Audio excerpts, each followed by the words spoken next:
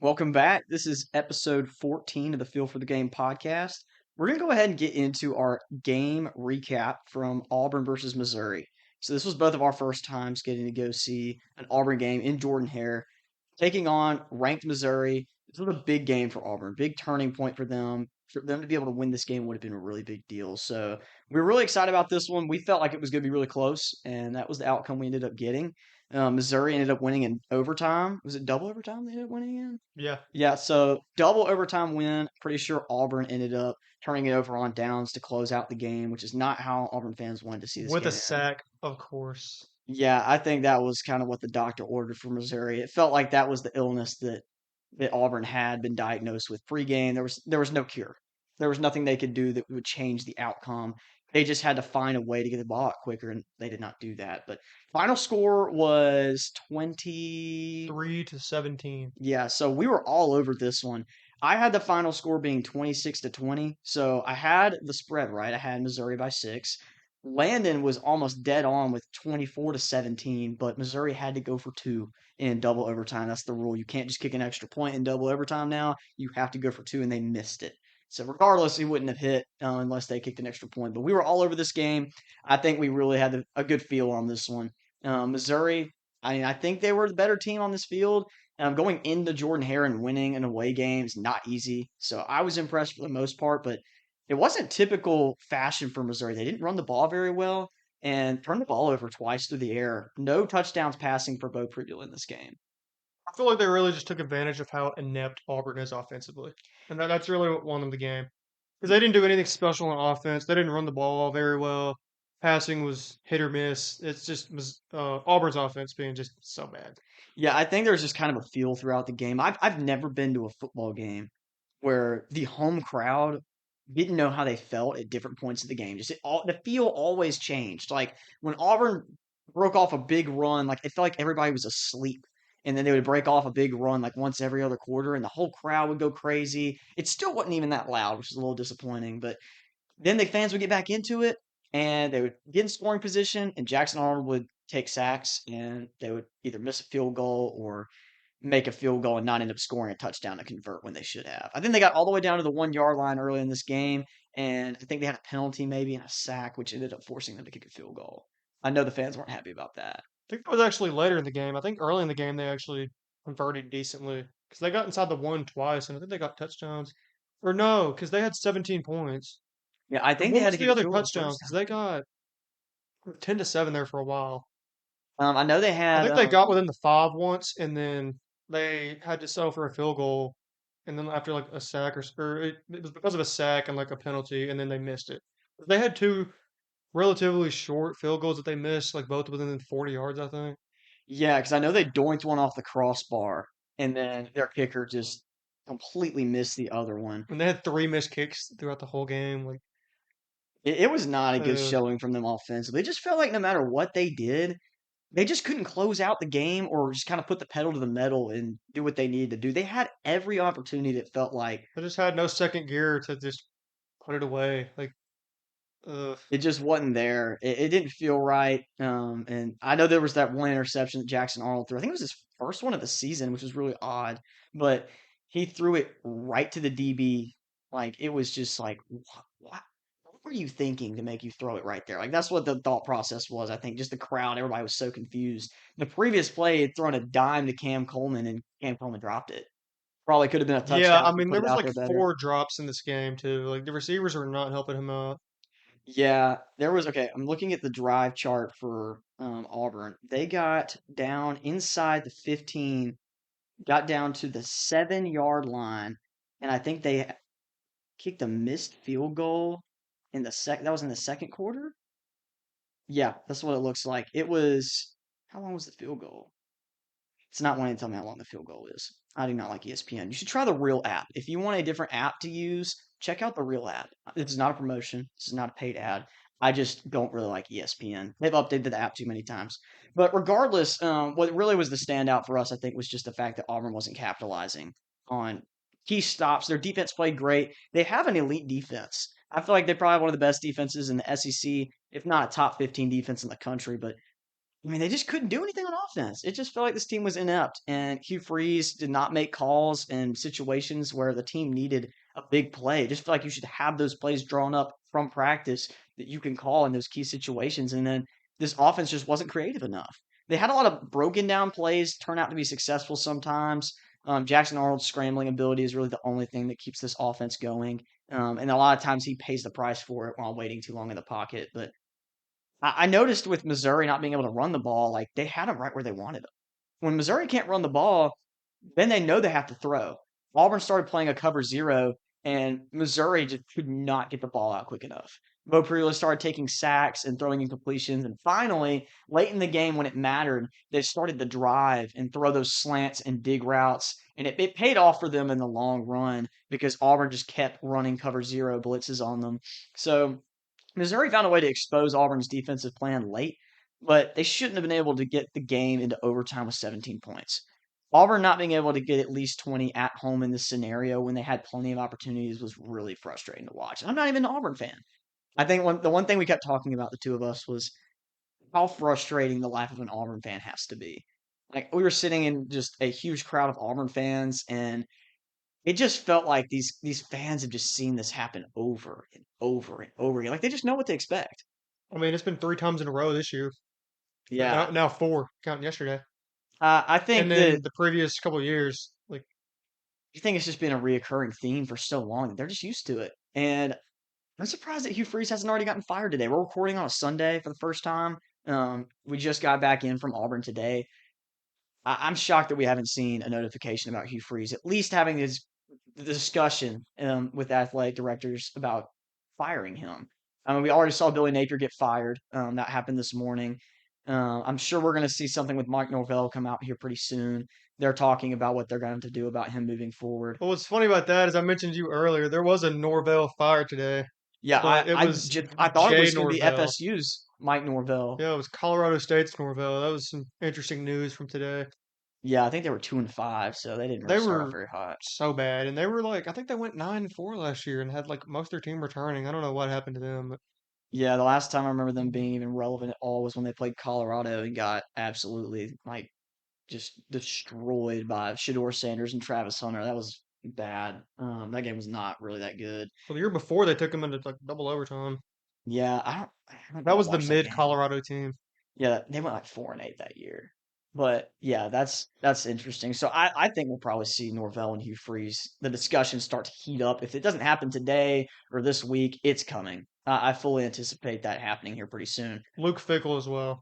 Yeah, I mean, That's long overdue. what they lost 30-40 this week, or Yep, was it zero 38? 0 points the last 2 weeks. 34. Yeah. Yeah, I mean Ohio State did whatever they wanted to do in that game. It was bad.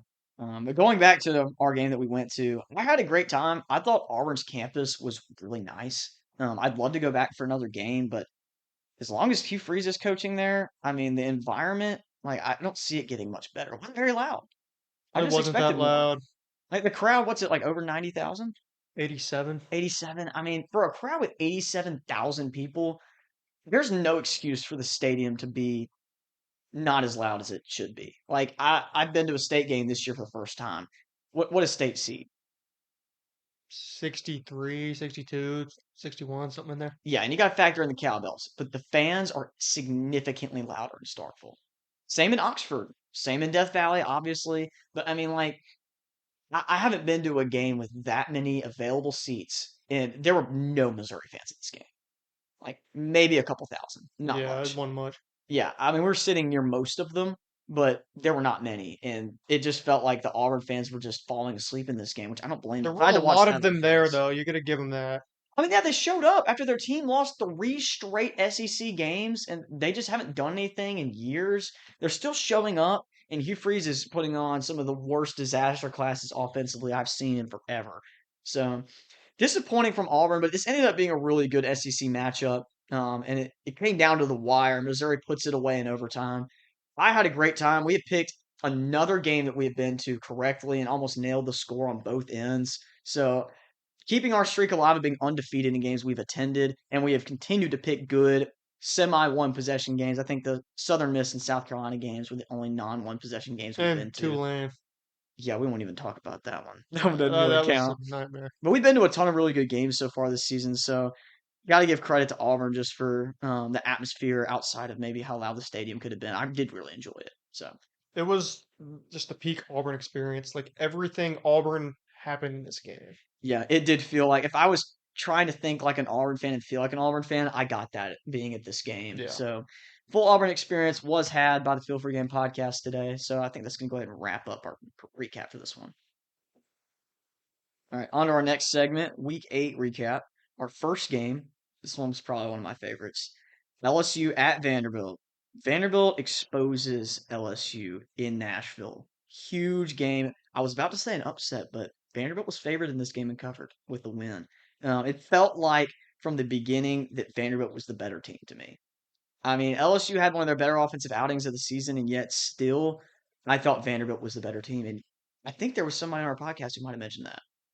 Yeah, that's what I came out and said at first last week. Like my opening statement was just Vanderbilt is the better team, and that's really just the perfect way to describe this game. And that's just how it was the whole way through, pretty much. Yeah, Vanderbilt controlled this game. LSU had their chances. So it's not like Vanderbilt dominated this game, but I think control was a good way to describe it. Time of possession, running the ball, even throwing the ball. Third down conversions were really good for Vanderbilt in this game. No turnovers. I was very impressed. That was the key. And they, for the most part, they protected Diego Pavia. I think they had the one turnover on downs on 4th and 1, and that was pretty much it. I mean, Vanderbilt didn't really punt until the end of the fourth quarter. LSU, to their credit, they took a lot of field goals. They didn't have to punt until the fourth quarter either. But I was thoroughly impressed with Diego Pavia and company in this game. Cedric Alexander actually exited this game, and despite his exit, they still had a huge run late in the game to ice this one. And they kneeled out the ball and didn't rush the field. So that's two times this year that a team has beat LSU at home and not rushed the field. So I don't know what that says. If I'm an LSU fan and we're a top ranked team and we get upset, when teams rush the field, yeah, that sucks. But like, it almost sucks more that they don't rush the field. Like they don't think they're not treating you the way you think that you should be like respected. Like because that's a sign of almost respect when you rush the field against a team. You're saying how good this team is, how big of a win. They expected to win this game. Same with Ole Miss when they beat them in Oxford. We expected to win that game. We were favored in that game. It was slight, very slight, but we were favored to win that game. So I think it's really interesting because we're setting up for a really neat game next week. Missouri will be traveling to Nashville for college game day to take on a top 10 Vanderbilt team. Landon, I don't know if you'll remember the year. We were talking about this earlier. When was the last time Vanderbilt was top 10? 47. It was a great 1947. season that I remember a lot of. Yeah. Yeah, so I don't think my grandparents might have been born by then. My I'd have to double grandparents check were that. not alive yet. So this is history being made, and we're actually going to be a part of this history. We're going to go travel to Nashville this weekend for this game. Very excited. I've never been to Nashville for a Vanderbilt game, so this will be a first for me, especially a game where Vanderbilt was even ranked in. So that's another first. I think it'll be a top 12 matchup, maybe. I don't know exactly where the AP poll has Missouri, I think but Mizzou stuck at 15. I have them in the top 12. I think I'm at 11 or 12. So we'll see where the AP poll has them. I haven't checked it really today that much, but this is still a top 15 matchup in Nashville. I think that's probably the first time that Vanderbilt's have been able to say that. It's been a long It's been a time. while. I mean, last week almost was, but Vanderbilt was 17, super underrated. That was too low for them. But yeah, biggest matchup here in a while, and that's funny because like people were saying that about this week's game, and now it's already been overshadowed. Yeah, and I mean this is a huge win. Anybody who tries to kind of move on to the next week's game is a bigger game. I think that these games profile pretty similarly, except for the fact that Missouri probably has a little bit more going for them offensively. So I once again am not sure how I'm going to pick this game. I had LSU last week against my better judgment. I just felt like that their defense was going to carry them to a win against Vanderbilt. That was not the case. I felt like LSU's defense got completely exposed. That's the best way I can put it. Vandy did exactly what they wanted to in this football game. It was a classic Vanderbilt ball control game where they did what they wanted to do. Diego Pavia making statement runs to give them huge touchdowns in this I game. mean, they faced little resistance until the Yeah, end of the game and desperation time. But when that was happening, Vanderbilt's defense was shutting down LSU too. So Yeah, and I would have to say that Vanderbilt is the only team so far this year that has done what they've done, or what anybody's done against LSU. Nobody's done that. mm, Ole Miss may have put up almost 500 yards on them, but we didn't score in the red zone when it mattered. So I think you got to give a lot of credit to Diego Pavia and company, and they look really good. So we both really enjoyed watching this game. I wish I had picked LSU to lose this game, should have but joined me. I'm always going to be a hater, and at some point you got to take a break, and you got to try to just see the game from a non-biased perspective. And I really thought that LSU was going to win. Well, no So days off being a hater. yeah, I think we're starting to learn that. But this week LSU has a really tough matchup. I wanted to pick them again, but I think I'm probably going to end up going with the opposition on that one. But anyway, this is a great game. Landon hit on this one, picking Vanderbilt to win outright. So really awesome game. Looking forward to next week. Should be exciting. The next game we got is Georgia Tech at Duke. I believe that Duke's mistakes easily cost them this game. Duke just handed the game to Georgia Tech on a silver platter. That's the only way to put it, really. Yeah, fumble on the goal line, return to the house for a touchdown by Georgia Tech. It was just bad. They got down there again and turned it over too. Like, did they end up outgaining them still? Yeah, Mensa had over 340 passing, and I'm pretty sure that was more total yards than Georgia Tech had at Yeah, I all. mean Mensa is the whole offense. Like, if they didn't have him, they'd probably be like 2-5 right now. They couldn't run the ball, but they were able to throw pretty much all over Georgia Tech. And a lot of that came late because nothing happened in the first half offensively for either team. Well, Duke was moving it, but then turning it over. That's when all the turnovers happened. Was the first half for them. Yeah, their first drive was really big, and then they had the fumble. They were still tied at halftime. It was like the yardage was like 250 to 90, and it was 7-7 at halftime. Yeah, it was really bad. I actually did pick Georgia Tech in this game, but I did not feel great about it. I felt like this was the biggest trap game for them this season, and Duke just couldn't get it done when it mattered. They fall to 4-3. Is that right? Yes, So 0 or not 0-1. I think they won a conference game, maybe. I think they were 2-0 in conference, maybe. I don't. I haven't really can't remember their schedule, but first conference loss for Duke, so that kind of sets them back in the conference title race right now. There's a lot going on that we're gonna have to get to about the ACC. A lot of chaos, but A lot Georgia of Tech finally midness, handles this and puts it away in the end. a lot of midness in the ACC. Yeah, ACC and Big 12 are showing a little bit more cannibalism than I thought they would at this point. So Georgia Tech moves on to be the only undefeated team in the ACC, not just in conference play, but overall. There are a couple teams left that are undefeated in conference play, but not many. So moving on, we got Arizona at Houston. I had Arizona winning this game by a touchdown. It looked like that might have had a chance. They actually came back in this game. Noah Fafita played really well. Very high completion percentage, several big touchdowns, but Connor Wakeman in the clutch when it mattered took them down the field to win the game. And they really did what they wanted to do in this game. They controlled it throughout, mostly. They were up 28-14. Arizona kind of came back. I mean, they had the offense at times to be able to do that, but Houston able to go down there, kick a game-winning field goal, and finish out a solid win to get to 6-1. Yeah, I think we got to start looking at Houston as a possible contender for the Big 12 title, at least an appearance. I don't know that they have the talent to win anything, but with their schedule, they have a chance. So teams like Cincinnati and Houston, we're gonna have to start giving them some looks moving forward in these discussions. But that's a big win for Houston. Moved to bowl eligibility with Willie Fritz. Is this his second or third season? I think it's year two. Might be year three, though.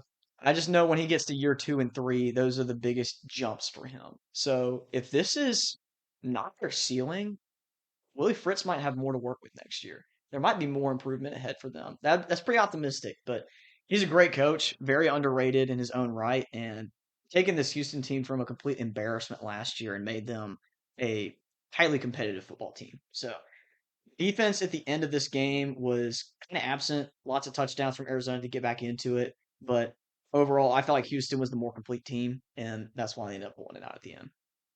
So moving on, Baylor at TCU. We both picked TCU in a shootout, and that's exactly what we got. It looked like TCU might was going to run away with it at one point.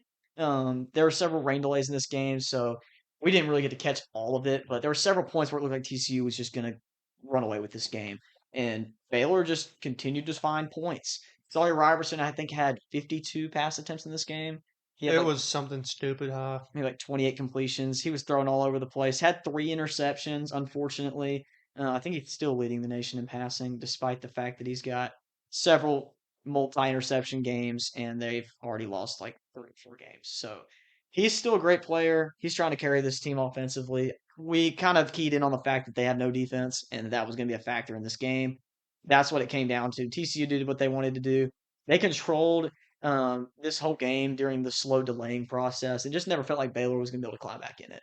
Like they were close there at the end, but they made up for a lot of that huge margin with some late touchdowns. Had a couple 2-point conversions, but overall, they can't run the ball effectively enough and play good enough defense to beat teams like TCU. Yeah, I mean, you see the 42 to 36, but TCU controlled this game the whole time. It was really never in doubt. My score prediction was actually 42 to 34, and Baylor went for two one time and got it. And if they wouldn't have got that 2 point conversion, my score would have perfectly hit. So that kind of sucks. But Yeah, we beat all over a lot of these score predictions. On the games that we're getting right, a lot of our score predictions are pretty good. So, really interesting game. I thought this was going to be a really fun one. Told people to tune in if they heard it, and I hope some people watch this game because it was fun. great game besides the 3 hour rain delay, whatever it was. Yeah, It's the only drawback. you got to watch this game all day yesterday from 11 o'clock to 6 o'clock. Lots of fun. Moving on, we have Oklahoma at South Carolina. This was probably one of the most disappointing games that we picked. We both picked South Carolina in this game with an upset to cover -5.5, and they did not do that. I figured that Oklahoma's defense was going to play a big role in this game. They've stayed consistent all season, but South Carolina having this at home, it's their month. It's Cocktober. I just figured they'd pick up a win. Oklahoma's not been able to run the ball up until this game. They had a 100-yard rusher, I think, probably for the first time this season, and they were able to control this game from the start. After South Carolina failed to score in the red zone in the first half, it just kind of felt like Oklahoma ran the game there on out. I just can't believe how bad they are compared to last year, and it's just crazy. Yeah, their I did run game not. is so spotty. It's so bad. I did not expect to fall off like this at all. Yeah, I mean, when I saw that they had Fajon transferring in, I was like, yeah, he could probably pick up some of the slack that Rocket Sanders was leaving going to the NFL, and that didn't happen. He's had a couple decent runs, but other than that, he's not been consistent for them. It's mainly their offensive line. They cannot protect Lenore Sellers, and they will not run block. So that's a big part of any team. Like last year, I thought that South Carolina had a lot of veterans on the offensive line. They had a lot of veteran pass catchers. They were able to make that team successful with the chemistry they had holistically. But at the end of the day, I mean, they didn't bring back those guys this year. They didn't have good recruiting classes. Their transfer portal classes were weak. And this is what we get, a team that relies on Lenore Sellers to create any and all explosive plays. So, unfortunately for South Carolina, they have Alabama next week Uh, coming in to Williams-Brice. I don't think this one's going to be good. no, But they're gonna get murdered. This team just seems dead to me. They've gotten worse every week, and Lenore Sellers has had the weight of the whole team on him, and it seems like that's kind of worn him down a little bit. He's been worse and worse every week. So I mean, there's no telling how much worse it can get for South Carolina. yeah, I'm done giving South Carolina any time of day as far as game picks and betting are concerned. They're just not. They're not a competitive football team right now, unfortunately, in the SEC. Maybe in the Big 12 or the ACC, they'd be competitive. I mean, they waxed Virginia Tech, but I don't know that they would be competitive in the Big 10. So that's Ugh. unfortunate, but maybe they'll get a rebound next year. This is just not going to be their year. Moving on, Ole Miss at Georgia. There was absolutely zero defense in this game. Neither squad decided to play any defense. If anything, Ole Miss, being the loser in this game, had the most defensive plays, at least statistically speaking. They had a sack and 3 TFLs, which is not really that great. UGA had 0 TFLs and 0 sacks, and we were still able to pull away and win this game. This team has a clutch factor that Curry Smart teams typically do have, Except against Bama.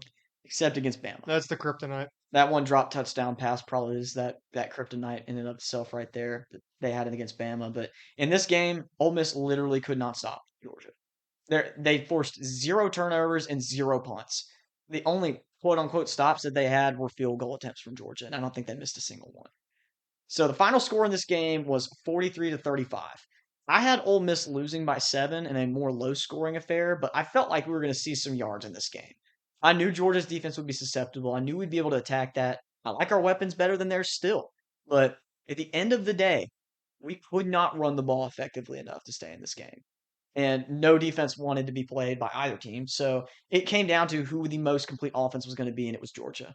They ran for over 200 yards. We had like 70 or 80 total yards rushing, and they outpassed us as well. So I think Georgia is the better football team, but they come to Oxford, Might probably go would pick us different. in that game. Yeah. I really like that, and I feel like we'd have a better defensive scheme if we had to play them again after playing a full 60-minute game with them, seeing how they function. I mean, there's just no way we play that team again, and they get as much green grass as they had in this game. It was really just the resilience and toughness factor of Georgia that willed them to this win, in my opinion. Yeah, this is the same things that willed them to a win against Tennessee, and I mean, they had a chance against Alabama.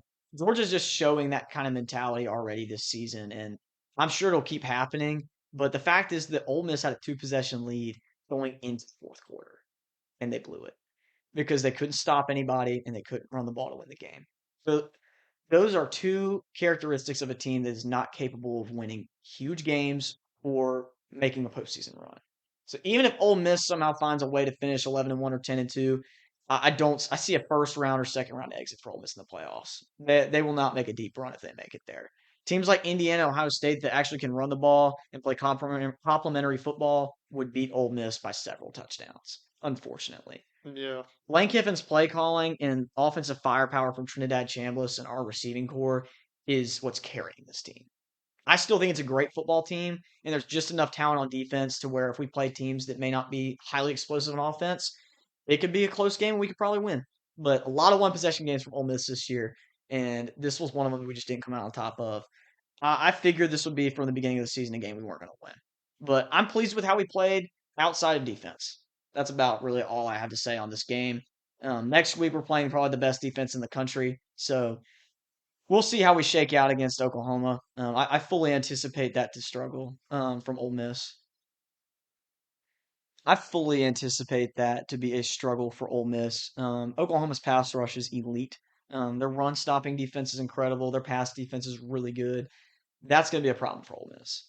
We do have a day opening kickoff at 11 o'clock in Norman. So I think that gives us a really good chance. It's not a night game. That helps us out a lot. But moving on to that game later, because we're going to be predicting that game, I think this Ole Miss team has a lot ahead of them. That's probably the biggest game left on the schedule. Not to overlook State or Florida, which are going to be really tough. But Ole Miss has to find a way to win that one if they want to be a serious contender. Georgia looking very poised to make a run at the SEC championship again this year, though. They got to find some defensive answers too, though. Yeah, they've allowed multiple 30-plus point games this year, Tennessee and Ole Miss. So we'll see how they play against other teams in conference, like when they play teams like Mississippi State, who have the ability to score down the field on you. Can they win those games convincingly when they probably should? We'll see. But this game was really awesome. Definitely a classic for this season. Probably one of the best games I watched. Next game we got UNLV at Boise State. I had UNLV as my call the dogs pick this past week.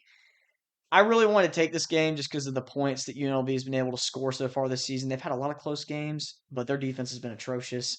I felt like Boise State probably was not going to be able to do much defensively in this game. Up to a certain point, I thought it was going to be a shootout that UNLV could win, and they did not do that. It got to halftime, and it was a 4-point game. UNLV down by 4 going into the second half, and Boise State just put the foot on the gas and said, "We're going to play defense."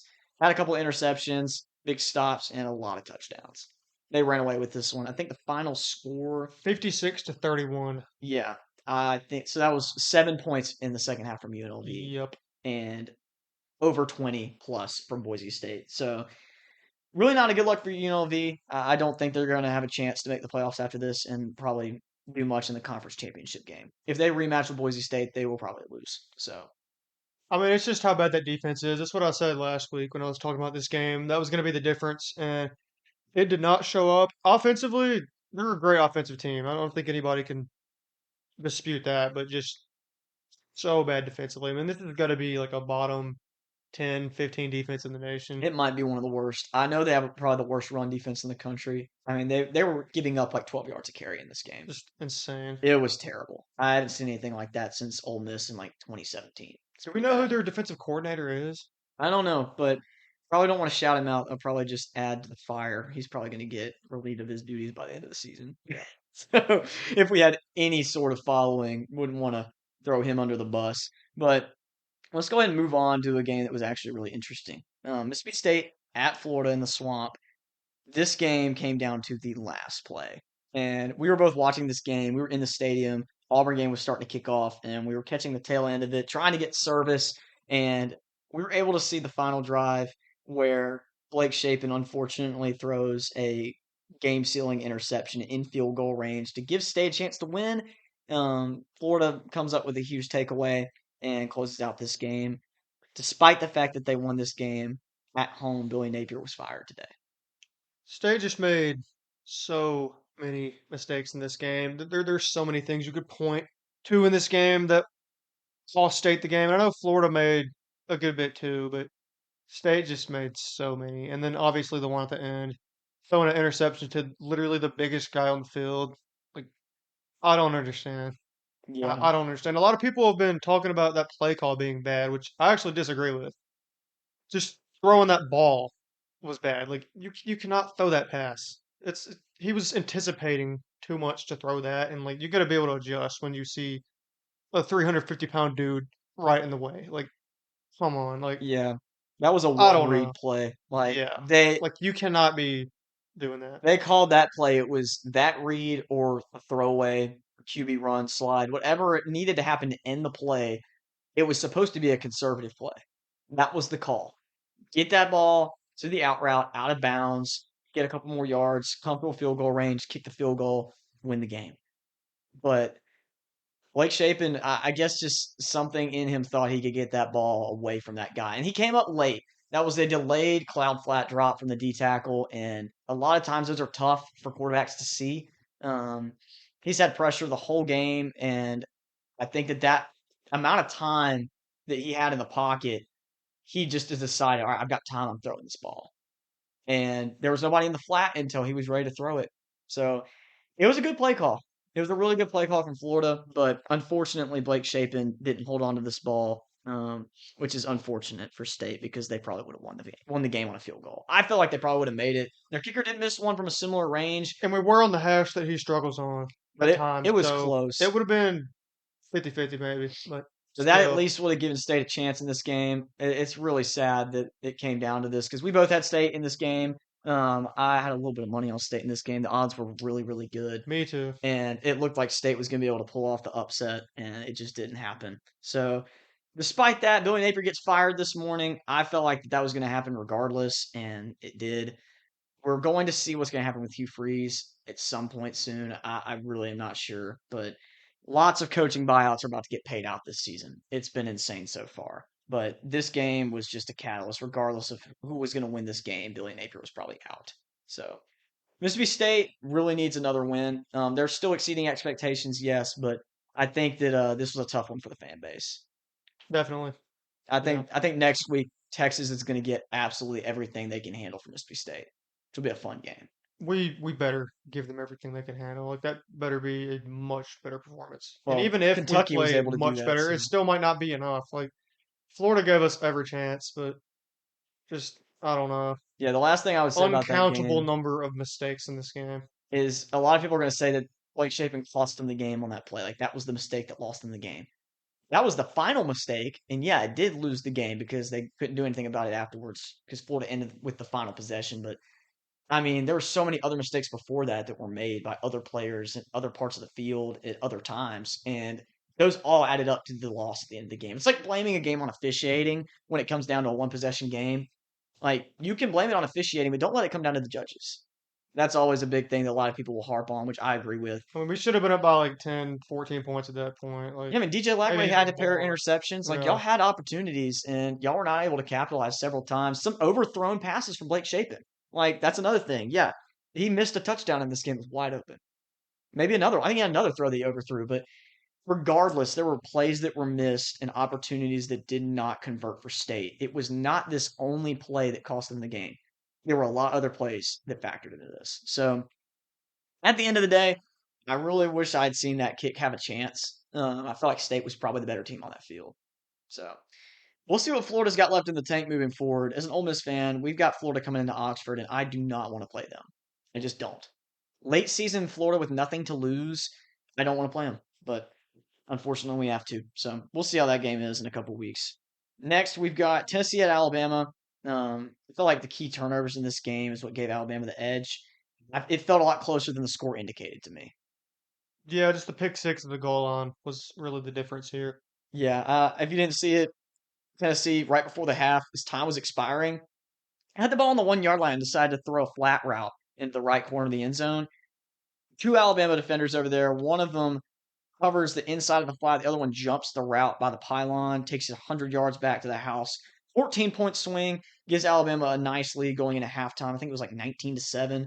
And the reason why it was 19-7 I is think it because was 23-7 actually. it might have been Joey Aguilar had an intentional grounding called for a safety in this game, which was really big. That turned the play of the game around a lot after that. It felt like Tennessee was going to be neck and neck, and then Alabama gets the 9-7 lead, goes down, scores. Then it's 16-7. Then they get the pick six. So yeah, I think it was 23 Mm. 7. They might have gone for two and missed it, but yeah, it just felt like Tennessee played good enough to not be down by as much as they were. They lose this game 37-20. Joey Aguilar with a pair of interceptions. I would still really like Tennessee. This was a tough loss at Alabama. They struggle with this matchup in Tuscaloosa.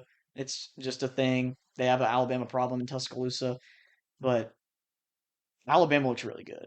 And that's their fourth straight ranked win in conference play. That's massive.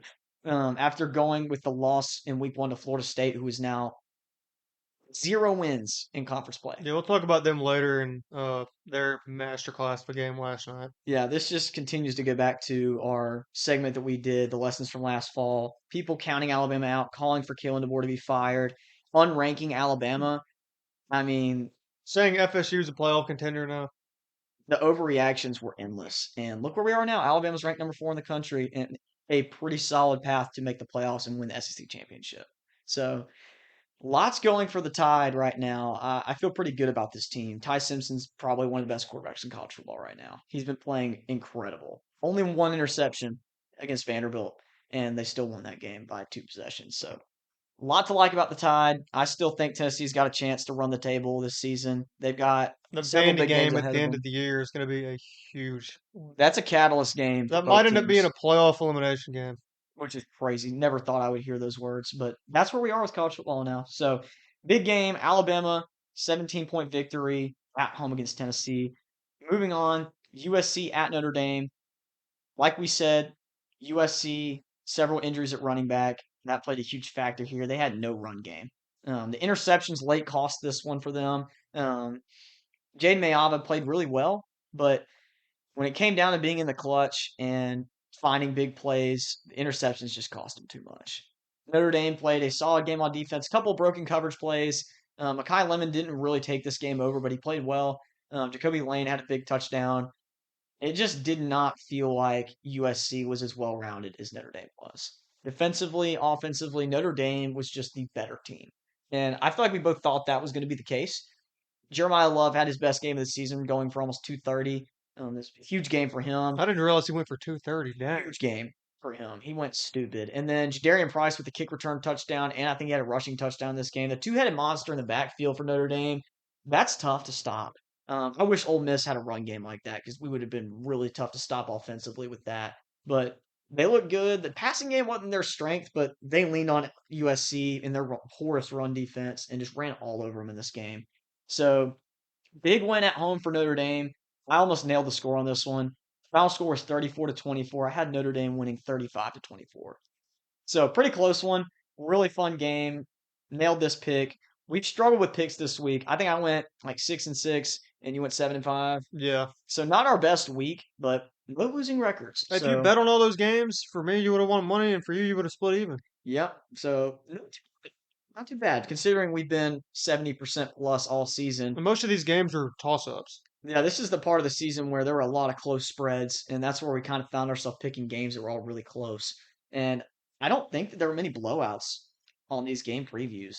Most of these games were one possession games. So that just tells you a lot about the era of college football we're in. But moving on, dominant win for Notre Dame. We've got Utah at BYU. This one to me was kind of shocking. I thought that Utah was just going to be the better team. I expected Utah to win the game the way BYU did. Yeah, I felt like when we talked about it, like BYU loves to play complementary football. Their defense is usually pretty solid. They run the ball very well. They don't force throws. They're a very opportunistic football team. And when they get turnovers, they find ways to score touchdowns. And I, I just felt like Utah was going to be able to do that against them. I thought that that was their bread and butter. Devin Dampier, with his dual threat ability, just brings more to the table than Bear Bachmeier does, in my opinion. So I thought this game was probably going to be really close. It's a rivalry game, the Holy War, and yes, it's the Holy War. Anybody wants to call it anything else? Sorry, that's not what it's called. So that's the rivalry matchup that we get, and it's a fun name. College football tradition shouldn't get taken from us because a bunch of people get offended by it. So really interesting game. At the very end, Utah scores late to give them a chance, but BYU closes this one out and had control pretty much the whole game. They just play more consistent, sharper football throughout, and that's really what has led them to be 7-0 to this point in the season. Yeah, I looked at the box score for this game after and realized that Utah had outgained BYU by like 100 yards. And I looked at the third down conversion. They were better in third downs. I was like, what happened in this game? So I'll give you the two stats that really changed this game. Utah was 1 for 5 on fourth down. BYU was like 1 for 3, but 1 for 5 on fourth down, that's four drives that ended in no points that you were probably in plus territory. That's not good enough. It's not going to cut it, especially in an away matchup in conference, in a rivalry game. Not going to cut it. That alone is a huge stat. Then Utah goes right back around and has two turnovers in this game, a fumble and interception. BYU has zero turnovers. That's what won in this game. That's six possessions right there. They go BYU's way, and they only won by 3. I'm still holding out to the fact that I don't think BYU is as good as people think they are. Utah's still a decent football team, but they're probably also not as good as they looked. Beating Arizona State as badly as they did last week, I think in large result was having home field advantage and Jeff Sims being the opposing quarterback. And just nasty weather in the rain. Yeah, I mean, we saw With this a week. quarterback like Jeff Sims that can barely throw the ball anyways, like Yeah, I mean, we just saw this week that Sam Levitt was the catalyst for that football team. Like with him, they have a chance. Without him, they don't. Sam Levitt for Arizona State this year is what Scatterbo was last year, really. He's kind of taken this team by the reins and said, "All right, I'm going to do what needs to be done to win us football games." And yeah, they lost to Mississippi State, but they really leaned on Mississippi State at the end of that game. And I feel like they were one or two plays away from probably having a chance to win. So I still think they're a solid football team, considering they had their win this week, which we're about to get to. That's our next game. They took on Texas Tech at home, and Texas Tech was undefeated, had not won a game by less than 24 points all season. Dominant. They had been completely dominant. Storyline in this game, Baron Morton was out for Texas Tech, starting quarterback. They have Will Hammond play this game. He's played some games already this season. He's played well, but he did not have his greatest game this year, or in this game. He did not play well this past week. He struggled to find shots down the field and open targets across the middle. They didn't run the ball the best, even though they had a huge performance against Kansas this past week. Cameron Dickey went for over 200 yards. He did not play well in this game. There were just not a lot of rushing lanes for Texas Tech in this football game. Arizona State capitalized on that and had an early lead, kept control of the game until late in the fourth quarter. I thought the game was wrapped up. Two possessions. Didn't they have a punt block? Was that what happened? I think so. What was it, 19-7, and then Texas Tech got two quick touchdowns, and then got a 2-point conversion, beat by 3, Yeah, I 22 thought to at that 19. point, I was like, oh, well, now Texas Tech's won the game. The game's over for Arizona State. And just like that, Texas Tech had a 3-point lead. It was crazy. Kind of reminds me of Mississippi State, Arizona State, but reverse. Yeah, but it happened so much faster. It Like, did because it Arizona happened State like took the whole second half to run the ball on y'all, but in this game, Texas Tech just went boom, boom.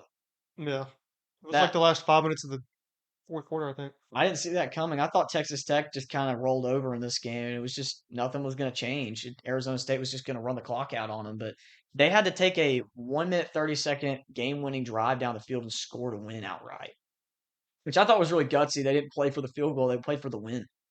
And a nothing to lose team with two losses against a top five team. I mean, that's gutsy. I love Kenny Dillingham, and I think he coached this game really well. It sucks that they almost gave it away there at the end when they clearly were the better team. It was probably really frustrating for their fan base, but that last drive was probably really sweet. They rushed the field, which I feel like they probably shouldn't have, to be honest with you.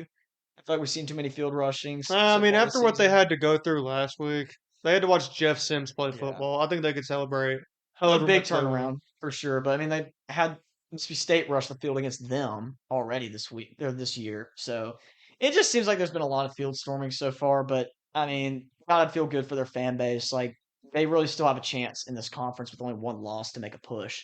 But it's kind of how the last year went for them. Like they had a couple duds early, and then they went on a streak there at the end. Well, something I didn't realize until this year actually was that their Cincinnati loss last year was a Jeff Sims game. Oh my gosh, yeah, that says enough. They should have got a better backup quarterback in the portal. Hopefully, we won't see him again. If I'm an Arizona State fan, if I see him walk out into the field, just put Jordan Tyson behind the line of scrimmage and direct snap it to him the whole game. I mean, I would for rather real. see that Yeah. because Jeff Sims is just, he should not be allowed to play quarterback. So this game final was 26-22. Arizona State with the walk-off touchdown. Tyson and Levitt take over in the last second to win this game. Big win for Arizona State. Back to what we were talking about earlier. Um, the Big 12 is in shambles. It's so much more wide It's open now. It was anyone's already wide conference. open. Well, at first people were saying it was wide open for who was going to play Texas Tech in the conference championship game, but now it's wide open for anybody to do anything. Well, Cincinnati's undefeated in the conference play. Cincinnati and BYU are the two undefeated teams in conference play right now. Yeah, so if they run the table, they play each other in the Yeah, Big 12 championship, which is nuts. Because Cincinnati's schedule is pretty favorable. And don't they play BYU? I think they do. I think they host them So in like really the interesting second to matchup. last week of the year. That'll be a big game. So much going on in that conference. Same with the ACC. We didn't talk about Miami losing to Louisville. That was a Friday night game. I think I left that off the list, but Miami drops a really important win, probably one of their last big tests before the end of the season, going to conference championship week. Losing to Louisville, Miller Moss and Chris Bell have a huge game and knock off the Hurricanes. Carson Beck with his worst performance of the season, 0 touchdowns, 4 interceptions. Just absolute fraud. Carson Beck is. Go back and listen to my ACC quarterback rankings video and see what I have to say about Carson Beck. It perfectly describes what he did this game. Yeah, and it kind of made me feel like how Georgia fans probably felt last year watching Carson Beck. Like he would have these great games against lesser competition, and to his credit, they did beat Notre Dame and he played really well. But then he'd have games like this, and you're just like, Who is this dude? Like, where was the other guy? yeah, what happened to the other guy? I remember when Ole Miss had Bo Wallace. One of the big things they would always say when Bo Wallace would choke a game, they called it good Bo and bad Bo. And it was like a big deal. Like people like, oh, Bad Bo showed up this week. Like when you go to church and talk about the football game, people be like, well, Bad Bo showed up against Auburn this week and we lost. It'd be stuff like that. Or we win a huge game and they're like, yeah, Good Bo finally showed up. Wish he would show up every week. And everybody has their off weeks, but it just seems like Carson Beck's off games are more than just off games. 4 interceptions, no touchdowns. I mean, that's a little bit more than your receiver just running the wrong route there at the end of the game. I don't like what I saw from him in that post game press conference when they asked him what happened there. I mean, just an emotionless reaction and pinning it on other players on the team. You're the quarterback, you're the leader of the team, and you're going to go pin it on other players because you threw an interception at the last second of the game. If that was your only interception of the game and you played lights out, maybe you can say that. But you threw 4 interceptions and you cost your team this game. So I don't like that personally. If I'm a head coach, that doesn't fly. He looked like a deer in headlights the entire last drive of the game.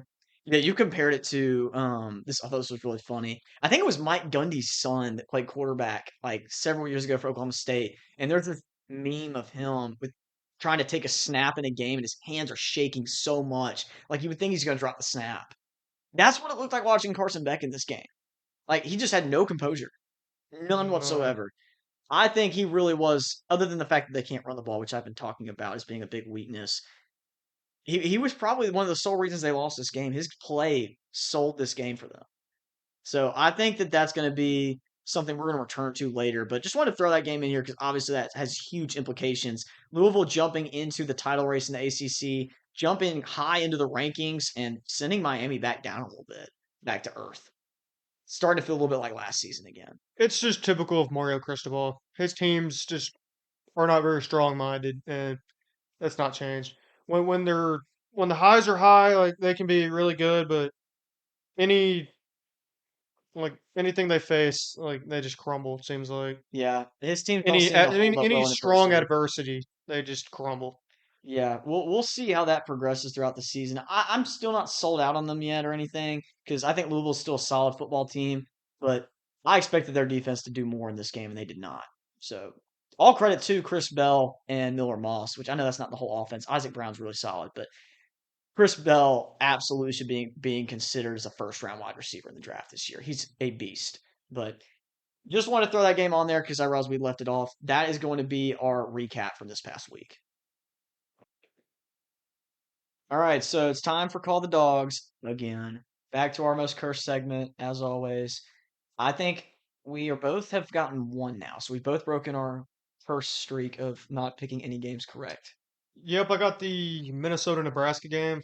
Just saying that that was going to be a typical Nebraska choke job, and it was. They got dominated that whole game. It was really funny, but nice to be on the board finally. Yeah, that's good. I had who did I have? Was it Virginia against Louisville that got it for me?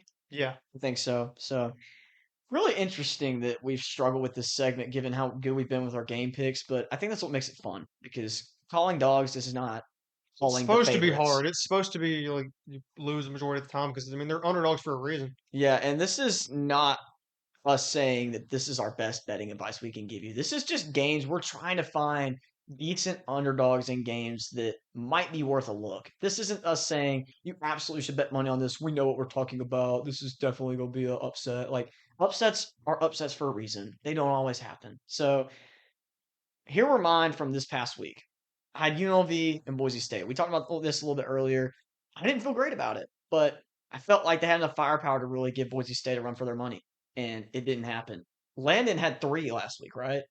Yeah, I had Minnesota, Nebraska, and then South Carolina, Oklahoma, which was disastrous, and then State versus Florida, which should have That happened. one absolutely had a chance. It probably should have gone through, but that's called the dogs. That's the parody of it. It's a lot of fun. It's the I enjoy the cursedness segment. of it. Yeah, it's the curseness of it for sure, but I still found a way to enjoy the segment. So here's mine for this week. I've got Illinois plus 4.5 at Washington. Betting against Washington at home is not really the greatest idea, but and I'm not saying I'm going to bet on this game. I just think that Illinois probably has the best chance to, as a, and part of our rule for this is that they have to be at least plus 3.5 to be a dog, to be considered for this segment.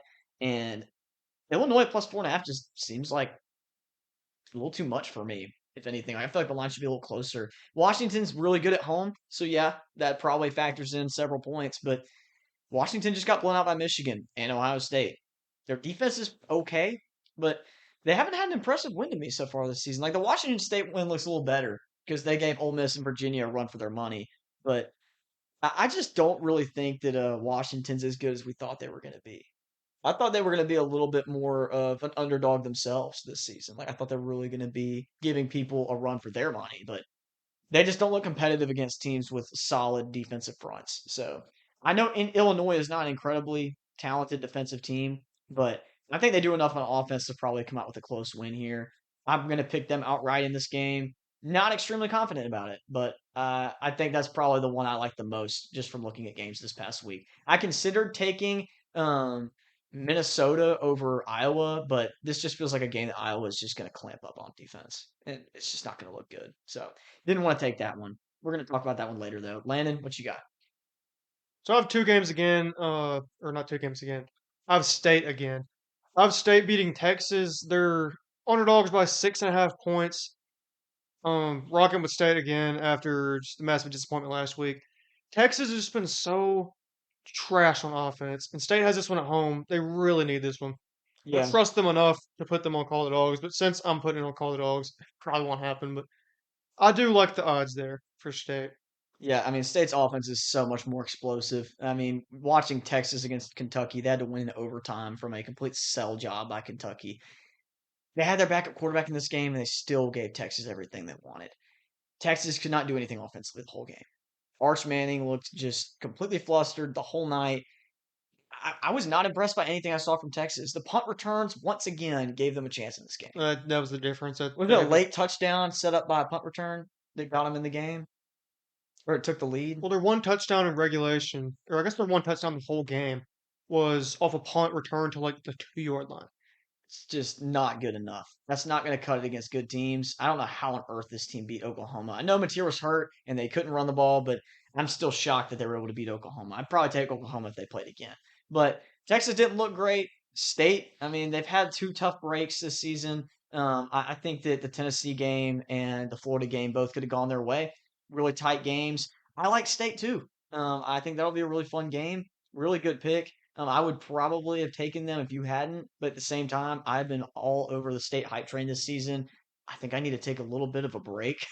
I may still Don't pick, blame you. but I think this team's just got more in the tank offensively, so it'll be interesting. So I have one more with Old Dominion playing App State.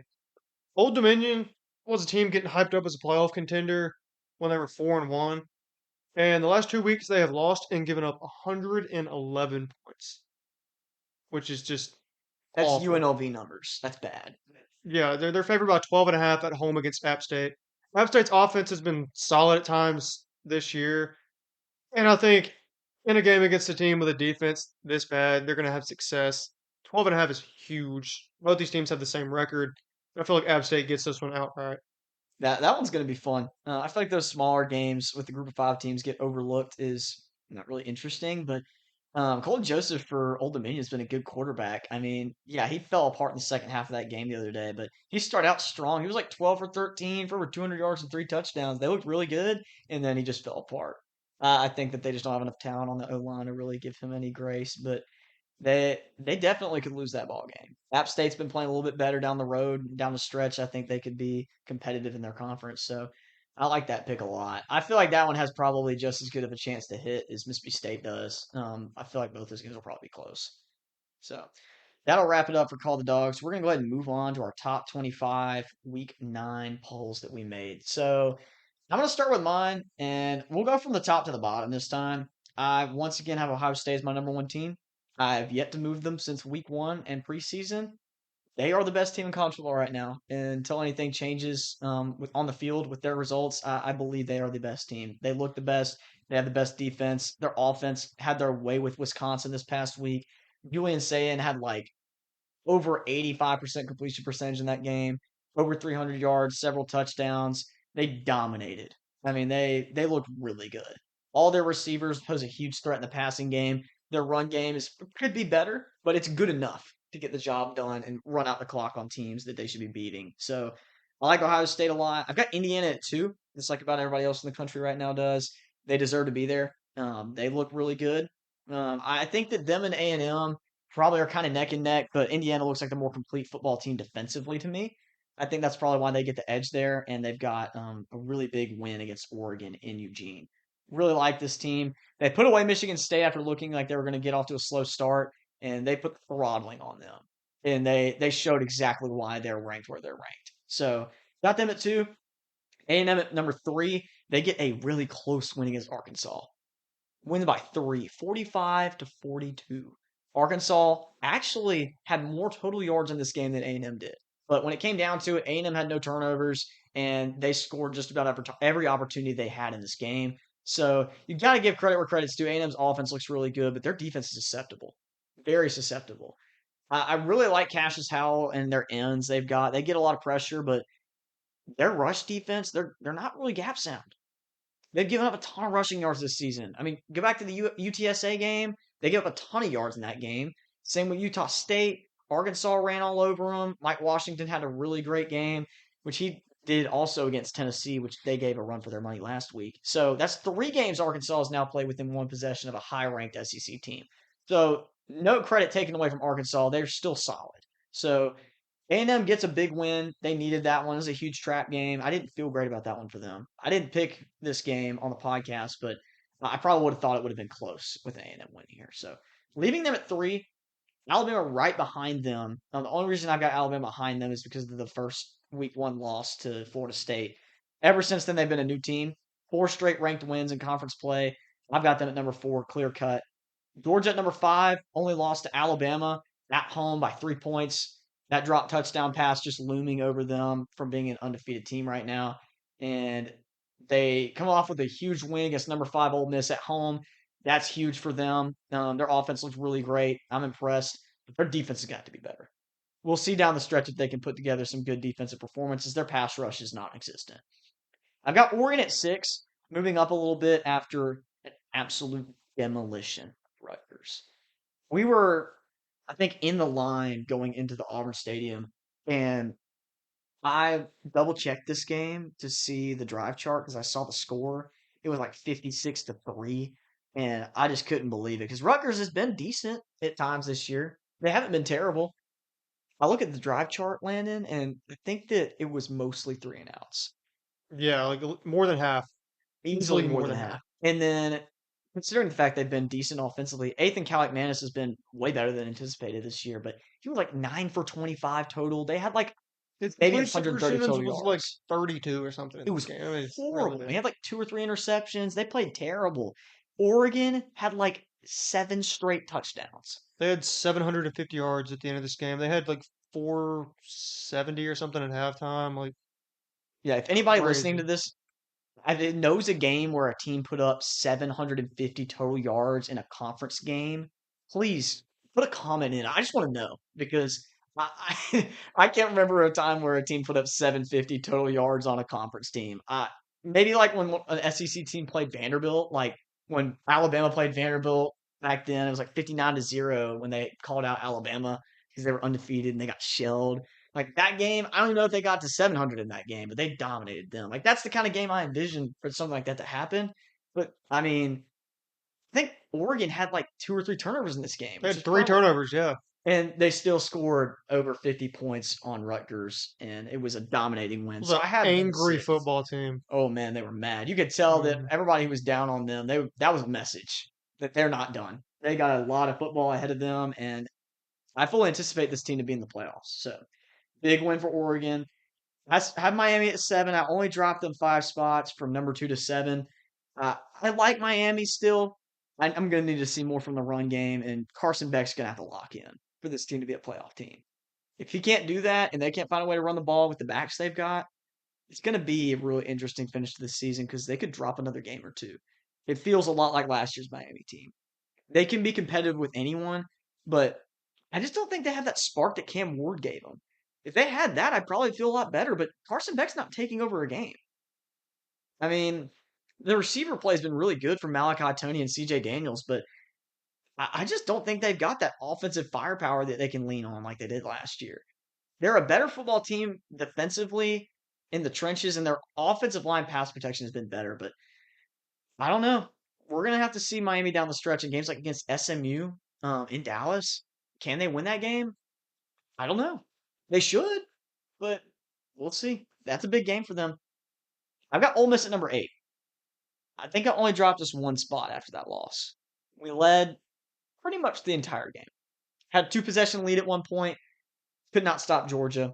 That was the catalyst for the game was defense, and we didn't have any. So I'm going to need to see more from Ole Miss's defense. Pete Golding's got to figure this out because this is the second game this season where we've legitimately done nothing defensively.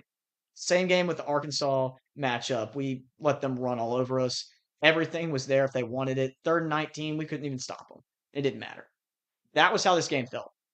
And Georgia never got stuck behind the line of scrimmage ever. I mean, we had a couple small TFLs and a sack, but like they were ahead of the chains pretty much the whole game. So until Ole Miss can figure things out on defense and maybe find a little bit more in the run game, they're not going to be able to beat elite teams. I don't know that Georgia's elite necessarily. They're not complete, but their offense looked really good. I was thoroughly impressed. They're probably going to run the table if they can pull off wins against Georgia Tech and maybe sleeper teams like Mississippi State.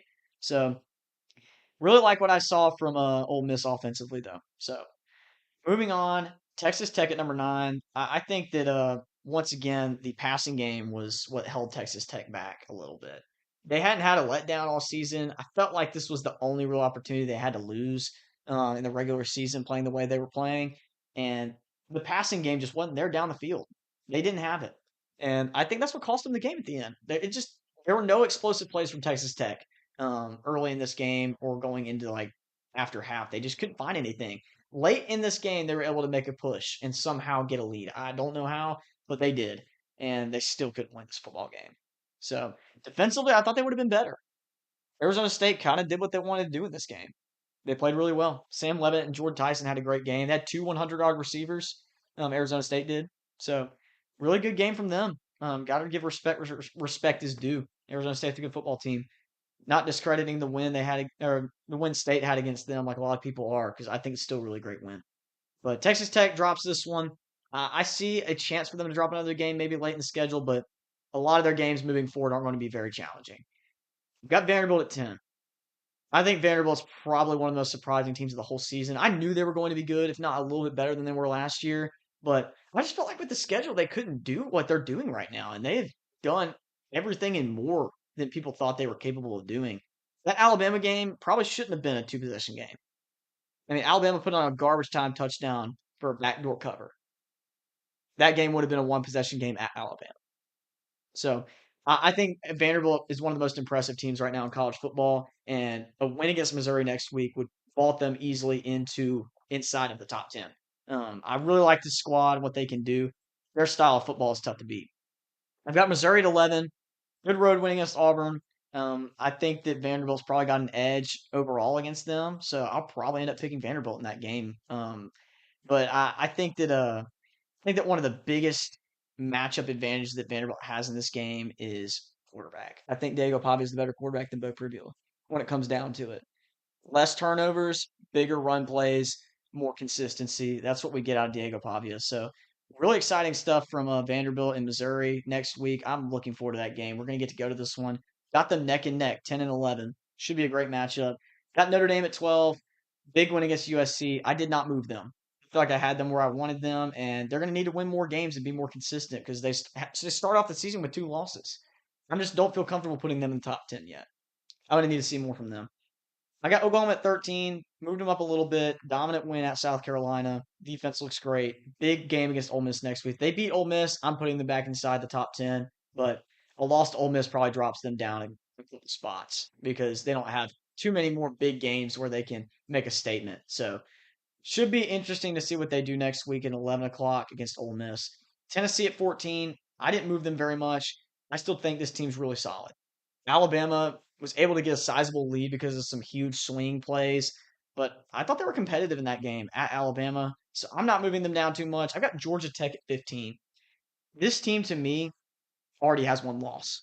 That's why they're where they're at on my rankings. They probably should be lower if I'm really counting that as a loss because Wake Forest should have beat this team. Officiating, you're not supposed to leave it down to the judges, but I truly do feel like that cost them the game. That should have been a loss on their record. So I've got Georgia Tech at 15, even after a win against Duke. Schedule's not very challenging until they see Georgia in November. I've got Cincinnati at 16. They look really solid. Undefeated in conference play. They're going to have to play BYU soon. And I think they got Utah on the schedule. So, two big matchups for them. If they can split those games, they're looking really good for a chance at the Big 12 championship. I've got BYU at 17. Only reason I've got Cincinnati above BYU right now is because I feel like the offense from Cincinnati is more explosive. Brendan Sorsby is a better quarterback than Bear Bachmeier. And I think Cincinnati's got enough on defense to compete with a lot of these teams. So, got BYU at 17.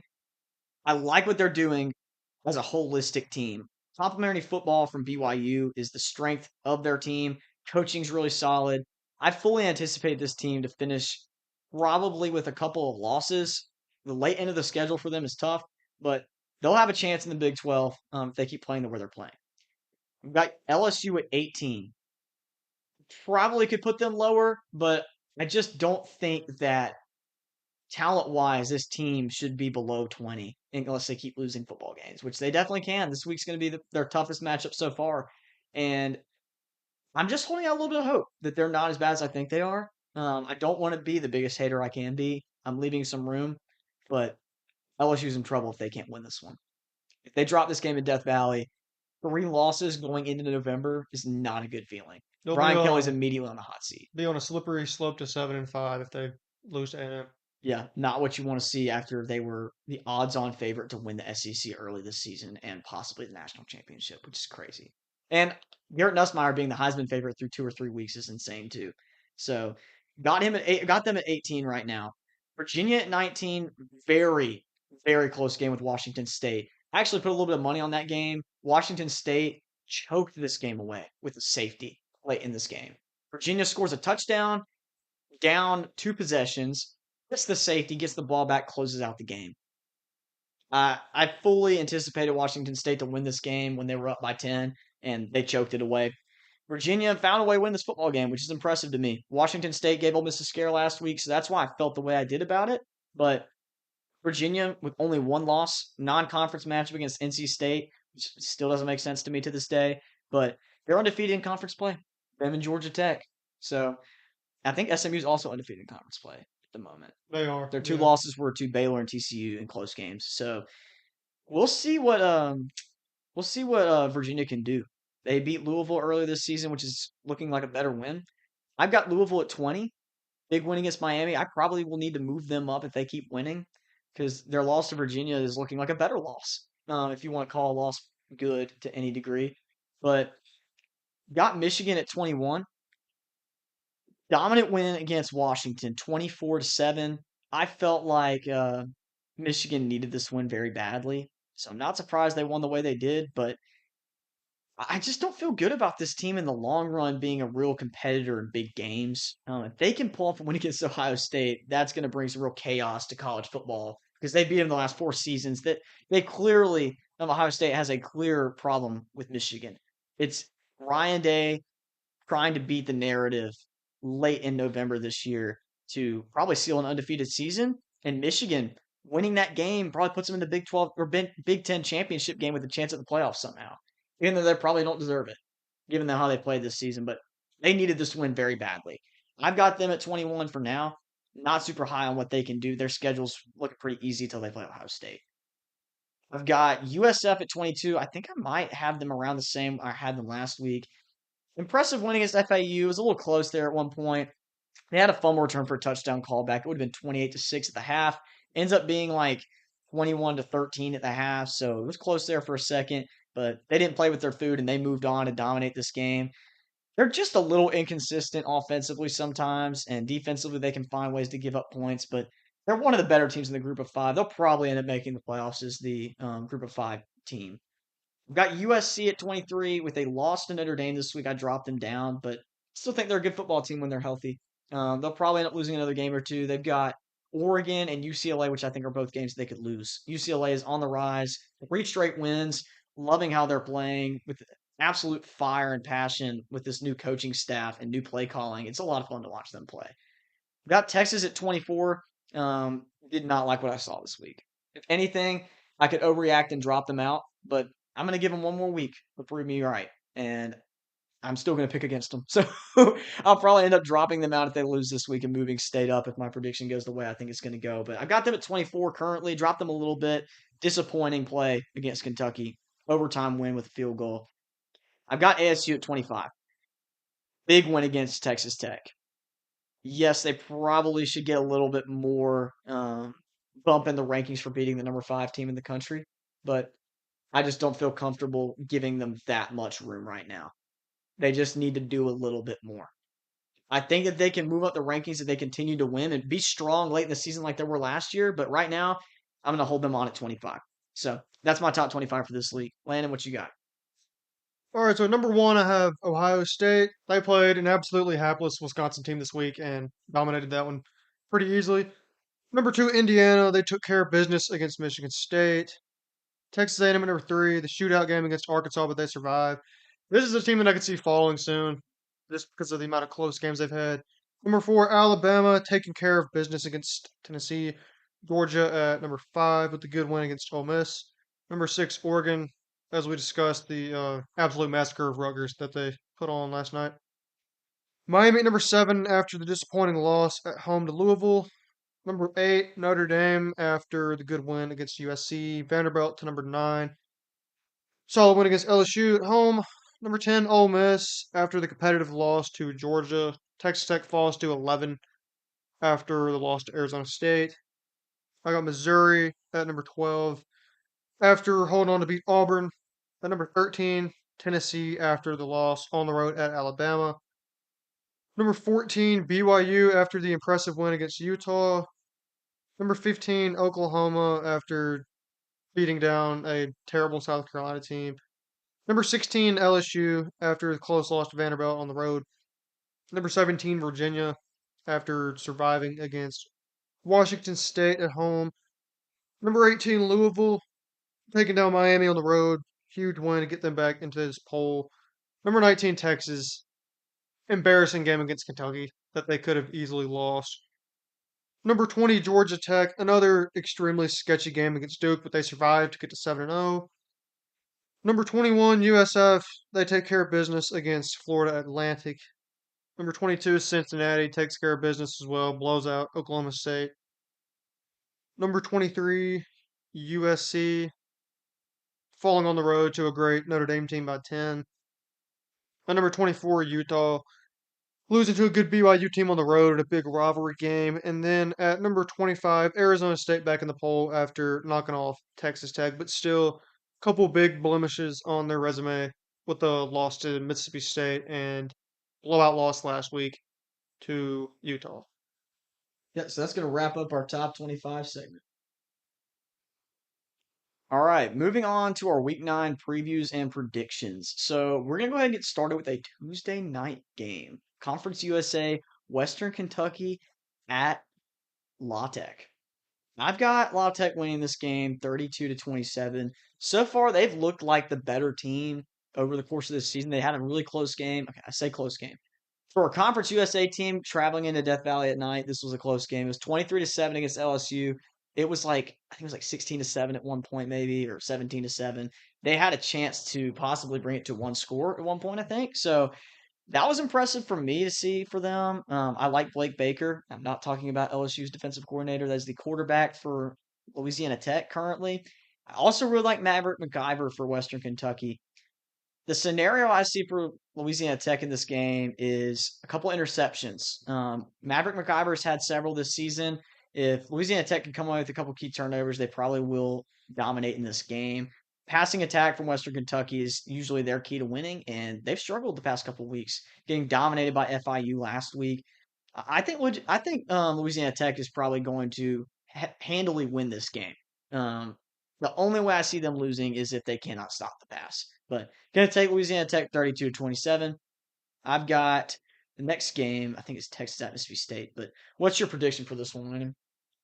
They're like Louisiana Tech's defense, and they've been a pretty good team at home. They have a solid win against Southern Miss at home earlier this year, like a month ago. They did look really bad against Kennesaw State, but these G5 teams are just going to have games where they look terrible. Like most all of them are going to have those type of games. So I like Louisiana Tech here 23-20. The defense will willing them to a win. All right. Moving on. Texas at Mississippi State. Landon might have peer pressured me into this one a little bit, but I picked Mississippi State 27-24, and I'll tell you why. I think that Texas is currently probably one of the worst offensive teams in the SEC, and it's not close. Kentucky proved that last week that both of those two teams offensively are probably the worst in the SEC. I think Mississippi State's a solid offensive team. When they have time to throw, they will find points. Texas's defense is really solid. So my keys to the win for Mississippi State is going to be big explosive plays. I think defensively they're going to find some interceptions against Arch in this game. Arch has not looked good. So I feel pretty good about State being able to control Texas's offense and keep them low scoring for the most part. Um, Probably don't want to punt to the return men against Texas. They've shown that that's how they can stay in games against Oklahoma and Kentucky so far this season. So not punting it to Texas in this game will be really huge for State. I'm sure the special teams coaches will be all over that. But yeah, I really like Mississippi State. Offensively, I just think they're the better team, so I'm going to take them 27-24. I'm taking State as well. Just the Texas offense has been so bad. State's performed a lot better at home this year than on the road. They really need this win. The fan base pressure is getting pretty intense, but really the loser of this game, the fan base pressure is going to be crazy both ways. But I like State. They're finally back home for the first time in like a month. I think they pull through here 21-17. Yeah, Sark needs to win this game. This is not going to feel good if they find a way to lose here. So hopefully Arch will play well, and regardless of if they win or lose, the heat won't all be on him because the Texas offensive line is clearly the issue. He may be unpolished, but you cannot play behind that kind of offensive line. I don't know what changed this past year talent wise for them because they've done so well recruiting, but they really are struggling on the offensive line. The next game I've got is Illinois at Washington. This was my call the dogs pick. I have Illinois winning 28-27 in a really close game. I feel like Luke Altmaier is probably going to have his best in this game. If they can throw the ball, they will win this game. Washington is going to need to be able to move the ball on Illinois. So the scenario I see for Washington winning this game and beating Illinois to cover would probably be Damon Williams taking over this game. I think it's a battle of the quarterbacks, and I like Luke Altmaier here. Washington is just a different team at home most of the time, especially over the past few years. I like them to defend the home turf here. Illinois has been sketchy on the road. The 63-10 loss to Indiana happened on the road, so there's not really a lot of reason to put trust in them on the road, especially in an environment like this. I like Washington 28-24 to get a much needed win after an embarrassing result last week. Yeah, I think both these teams have a lot to prove. Should be a competitive game. Both teams need this win. Being 5-2 and unranked in the Big Ten, both could really use a win here. Next, we've got Minnesota at Iowa. I will not be watching this game personally. I might turn on the 5 minute highlight reel afterwards just to see, probably less than 5 minutes, maybe like 2 minute highlight reel just to get a game recap, see what happened, because it'll probably come down to two or three plays The from highlight reel will probably just be field goals. one of the defense or special teams on either Iowa or Minnesota. I've got the final score being 16-14, and this is not a joint score that we have. We actually both predicted this separately. Landon also has this game being 16-14. So this is we didn't both make a joint score pick here. We actually both picked this game independently and came out with the same score. So Landon, what do you think are the keys here for Iowa? I just think they have the defense built to shut down what Minnesota is going to bring to the table, especially at home. I feel like they find just enough offense against a Minnesota defense that did have a really good performance against Nebraska last week, but Minnesota's always weird up and down. They're really just the most Big Ten team ever, like in all facets, in my opinion, if that makes sense. But I feel like Iowa finds a way here at home again after a really tight win against Penn State, 16-14, just like you said. Yeah, I think that quarterback run from Iowa is going to be big. That showed last game to be huge for them when they needed it. Couple of probably special teams or defensive plays will have to show up for the winning team here. I think that Minnesota, this is about where they would probably drop a game. If it's at night in Kinnick Stadium, I think Iowa's probably sitting pretty in this game. But you never know. Minnesota could pull out a win here to be 6-2, and we're talking about them a little bit differently moving forward. But I like Iowa to win this one. Next game we've got Northwestern at Nebraska. I thought about this one hard for a minute, and Northwestern being at 5-2 is a little misleading for me. They haven't played anybody good and won. They lost by 20 to Oregon. They lost by 20 to Tulane. They have a decent defense. It's not bad. Offensively, they've played better throughout the season, but I just think Nebraska should win this game, which probably means they have a really good chance to lose. I think it could be competitive, but I don't see a way that Northwestern is able to keep up with Nebraska at Nebraska. I'm taking Nebraska 27-10. Dylan Raiola needs to get right. Last week was very embarrassing. They looked terrible offensively. I think both of these teams are extremely mid, 5-2 teams, but Northwestern is nowhere near as good as you would think they are, being 5-2. Despite that, I still think this is going to be an absolute slog, nasty game. I like Nebraska to come out on top 20-14, and a game that's going to be just unwatchable, probably. Yeah, I don't really like the past two games that we've covered, but they probably will both be really interesting if you tune in the fourth quarter. So maybe my recommendation to whoever wants to watch these games is to wait until the final 5 minutes if they're one possession games and tune in. That's when it gets interesting because they actually decide to throw the ball at that point in They the actually game. decide to try creative things on offense in that time of the game. I will never understand that kind of coaching, but there's a reason why those teams never make it to the playoffs or win or make it to big bowl games. It's that kind of coaching. Next game I've got Ole Miss at Oklahoma, 11 o'clock kickoff. I keep saying that because I think that matters a little bit. Those kickoffs are usually really weird for home teams. Fan turnout's not always the best, but I think Oklahoma probably will need to lean heavily on their defense in this game like they have been all season. I just don't know that there's a defense out there other than Ohio State that legitimately can shut down Ole Miss's offense. I feel like Ole Miss's passing offense can find points on just about anybody. The only two defenses I think that could do that would be Ohio State and Oklahoma, but Oklahoma can't hold the ball long enough to help out their defense. Offensively, they have not been good this season. So I'm going to take Ole Miss 31-30. I think we give up some points for sure. we'll probably have some struggles on offense early, but I think at some point we're going to be able to score points on Oklahoma. And if they cannot find a way to score points to keep up, I think Ole Miss could win by more than a touchdown. But the matchup, just to me, the only way I see Ole Miss losing this game is if Oklahoma continues to find a way to score.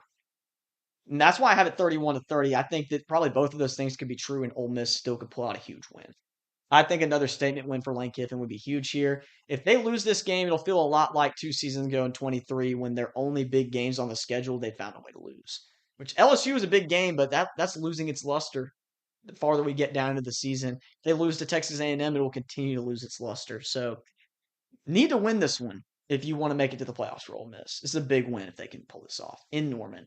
So I've got them 31-30. So the key matchup in this game to me is the defenses. Oklahoma has a significant edge there. And on the offensive side, Ole Miss obviously has the offensive edge. But I feel like it's close enough for Oklahoma to be able to hold this one out. So I like them 27-24. Yeah, and you got to remember who the quarterback is for Oklahoma. They do have John Mateer, and on his good days, he's really good. So Ole Miss could have their hands full if they find some offense in this game, which they looked better last week against South Carolina. Even though they only scored 26, they ran the ball well. Ole Miss can't stop the run. It could be a long day, but I'm taking Ole Miss. Next game we got is USF at Memphis. We considered going to this game, but Memphis dropped a game this week to University of Alabama, Birmingham, and they just fired their head coach. Not but what 1 or 2 weeks ago, I think it was this past week. this past week, and found a way to beat Memphis. And they were undefeated and ranked, had a lot riding on that season or this season. Winning that game to play USF in a ranked matchup, probably what would be the American Conference championship spot that they could get. So they needed that win against UAB to move on and play a bigger game. Definitely a look ahead spot. Brendan Lewis gets hurt and they fall behind, have a chance to tie it late, get to the 1 yard line, have a false start, get back to the 1 yard line again, and get another false start. So they don't score. They don't tie the game, send it to overtime. They lose by 7 to UAB. I just think USF's a better football team. I think when it comes down to it, they have more playmakers on defense. I really like what USF does on offense with Byron Brown. I think that at some point USF is going to break away, and I think they're going to blow this game wide open, probably in the third or fourth quarter. Byron Brown's legs are going to be a key factor here, so I'm going to take them 52-35. I see points for Memphis in this game, despite who's playing quarterback, but I just don't think they're going to be able to keep up. I do believe in Memphis to respond after last week. They always seem to show up in these big games. They ruined Tulane's season last year after Memphis had a couple tough losses themselves and able to go get really good win there. And this is a similar spot. Obviously, really disappointing last week, but I do like them to compete in this game. But I feel like USF is just the better team here, and that's going to prevail. But I do expect a crazy shootout. 49-45 USF able to get this win here. Should be a fun one. I'll probably try to tune in for that one. I think it's at 11 o'clock as well. Moving on, we got Kansas State at Kansas. Rivalry game. Both these teams need to win badly. I think Kansas State's 3-4, trying to salvage their season after starting off 0-3. So they did not look really good. I think they're 1-3 actually, but that win against North Dakota easily could have been a loss. They're starting to play better football. Kansas started off hot early, and then they've struggled down the stretch so far, being 4-3. I like Kansas just because I think their offense has more to offer right now. Um, I just don't see Kansas State being able to keep up. I'm going to take Kansas 34-21, but if Kansas State can get some pressure on Jalen Daniels, this game will probably be close. However, I think that Kansas's passing offense is just going to be too much, and they take this game over late. Kansas State has won this game 16 times in a row. Their last loss in this series was in 2008. I don't think that's going to change this year. So I like Kansas State to make it 17 and win 31-28. And that's really just for the reason that they've won 16 in a row.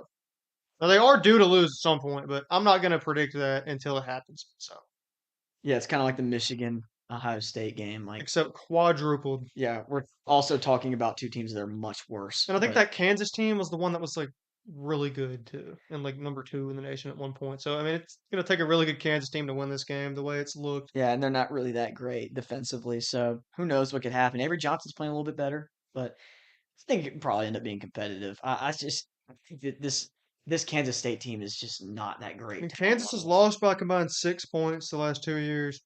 At some point, they're going to win one. I'm going to take a chance. So I've got them winning 34-21. You've got Kansas State winning. What was the score one more time? 31-28. 31-28. That's a close game. So we'll see what happens there. It is at Kansas, so it should be interesting. BYU at Iowa State, pivotal game. Iowa State needs this win very badly to reestablish themselves as a contender. BYU needs this win to get into a little bit easier part of their schedule. And I just don't feel like BYU is going to be able to win this game. I think it'll be really close, but the one thing that sticks out to me is that Iowa State plays very similarly to BYU. I think probably BYU is a better rushing attack than Iowa State, but at the same time, I think Rocco Beck's the better quarterback with more experience on a team that needs a win badly. I'm going to take Iowa State with the complementary style of football they're playing to probably take advantage of some really key turnovers in this game. I kind of feel the same way I felt about Utah, except it's not a rivalry game. And up to this point, Iowa State has disappointed several times. I just don't think they'll finish this season the way they've started it off. They usually finish well down the stretch and give themselves a chance to be in the conference title race for the Big 12. I think they make a statement and they knock off BYU here. So I've got them winning this game 24-23. Slim margins. Iowa State's in desperation mode if they want to compete for the Big 12. This is a must win if they want to accomplish that goal. BYU, I still don't fully trust them yet. I mean, they've had so many just super tight games. I feel like it ends here on the road to Iowa State, 24-21. So one thing I've been seeing with BYU over the years is, like I always say, their complementary style of football gives them a huge edge in a lot of these matchups against teams that are worse than them. They usually establish the run early and win. Teams that are better than them, they have a chance because of the way they play football. They may not be as talented as some of these teams, but they find ways to win. They usually get overhyped every season. If you go back and look at BYU and their records going into November and October, they're usually around that 6-7-0 range, and then they find a way to start losing football games. So I just don't feel confident that they're going to win this game. If they don't win this game, they'll probably still finish somewhat decent in that 9-3 range, but they could still win this game and find a way to lose other ones. I just think this is the one that starts the sled downhill for them. So moving on, Texas A&M at LSU. I had to think about this game for a long time. This one was really tough for me. Feel like LSU isn't going to just fall off a cliff. They usually never do. They usually drop a couple games kind of sprinkled in late in the season to be disappointing overall. Um, I think that this probably will be one of those games, just given how Texas A&M has been playing. LSU really struggles with mobile quarterbacks. The only two they've played so far this season they've lost to. So I'm going to take Texas A&M. I think it'll be pretty similar to what we've been seeing from LSU at home at night. Very low scoring games, but I'm going to take A&M 23-19. Marcel Reed, the key in this game for LSU would be to create some turnovers. Marcel Reed's been playing better. He protected the ball against Arkansas this past week and played a flawless game. He's going to need to play that way against LSU's defense. Blueprint has been laid out from last week. So I'm taking Texas A&M to get a huge road win against LSU in a really tough environment. I like LSU at home here. It just feels like it's about time for A&M to slip up here. LSU really needs this win. If they lose this one, the seat of Brian Kelly's is going to get pretty hot. They'd be 5-3, not ranked anymore. So they badly need this one. Death Valley at home. I like them to eke this one out, 28-27. Yeah, and if A&M finds a way to lose this game, which is very possible, this is a very tough matchup. Tough defense, tough place to play at night, which somehow they keep getting night games. We'll have to talk about that. How LSU always gets night games at home. It's insane.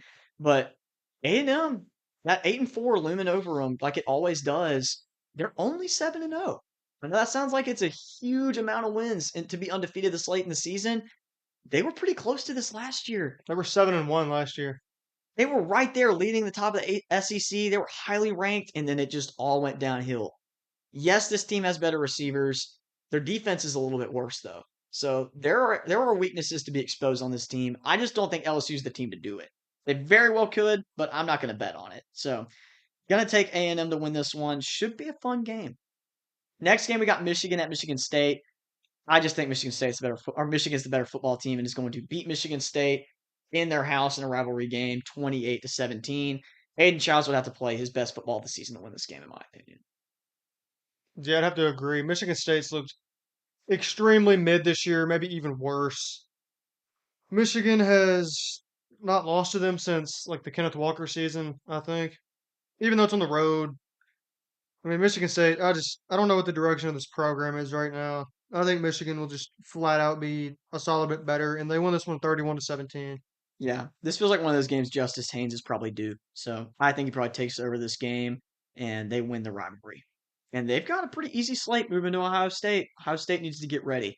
I hope they don't look ahead too much because they need to probably finish the other games they've got to play. But I know they have this game circled like multiple times and ready. Like they're ready for this game. The last game we've got before our preview for the game we're traveling to is Houston at Arizona State. So Houston, 6-1 in a place they're not really familiar with as far as being a Big 12 team so far. This is their best season in conference right now. They're Are they undefeated in conference play right now? Houston, No, they lost to Texas Tech. yeah, they Sorry, I was lost to thinking of Texas Tech. Cincinnati. They're still poised to have a chance. So they need this game. But at Arizona State, I just don't see it happening. I think Sam Levitt, if he's still healthy after a really tough game against Texas Tech, I just think he and Jordan Tyson find a way to put this game away. I'm going to take Arizona State 35-23. Houston's a very competitive football team, and I'm impressed with what I've seen from them, but I just don't think Connor Wakeman is going to get it done. Houston's a solid team, but they've had a pretty manageable schedule to this point. I feel like 6-1 maybe will inflate people's expectations for this team coming into this game. Arizona State coming off a huge win. Maybe they could have a letdown and then slip up here and lose, but I don't see that happening. I do think it'll be competitive for a while, but Arizona State will be able to pull away late. I like them to win this one 31-20.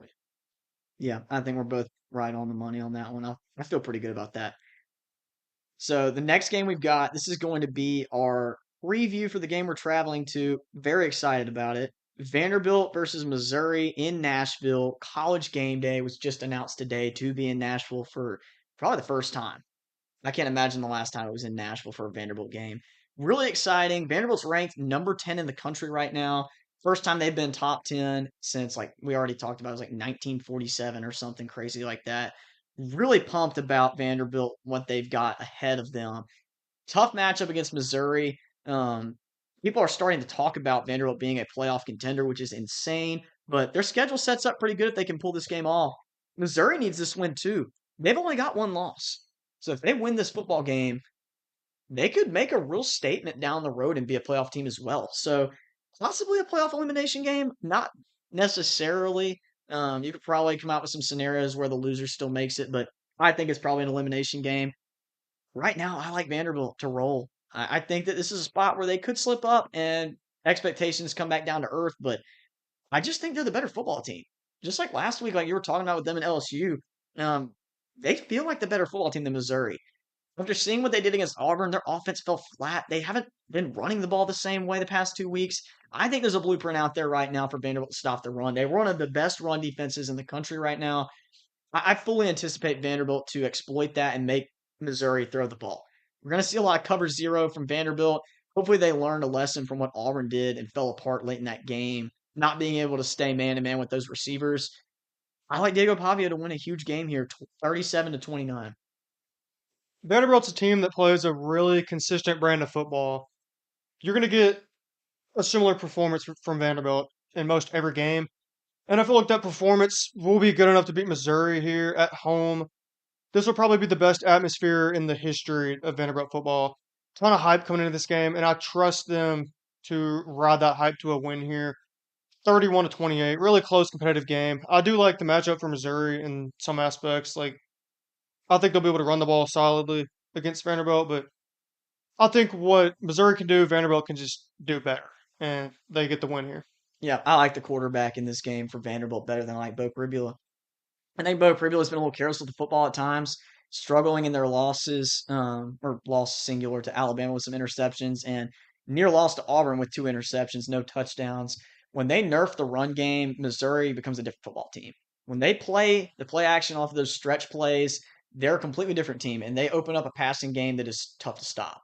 So when they get rolling with the stretch game, they can be really dangerous. So we'll see what they can do offensively against Vanderbilt in Nashville, prime time slot, 2:30, national implications for the playoff here.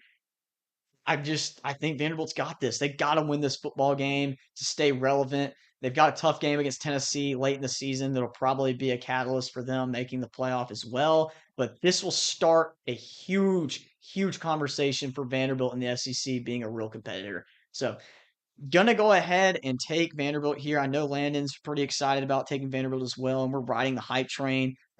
We are undefeated in picks that we've made and games that we've been going to. We usually pick the same team. We usually have a pretty strong feel on these. I think we've only differed on Mercer UC Davis, and that's the game that didn't finish. Yeah, that was the only one that didn't have an outcome. So we are currently undefeated in those games. It looked like I think UC Davis was probably going to win that game, but Mercer was on a comeback. So I had a chance. who knows what would have happened? We'll never know because it got canceled. But that's probably going to do it for us. Really pumped about this game. I'm glad we got on buying tickets before they announced college game day. We had a pretty good idea that it was going to be there because the matchups this week weren't near as good as they have been, but huge implications. Really pumped about this. Should be an insane atmosphere in Nashville.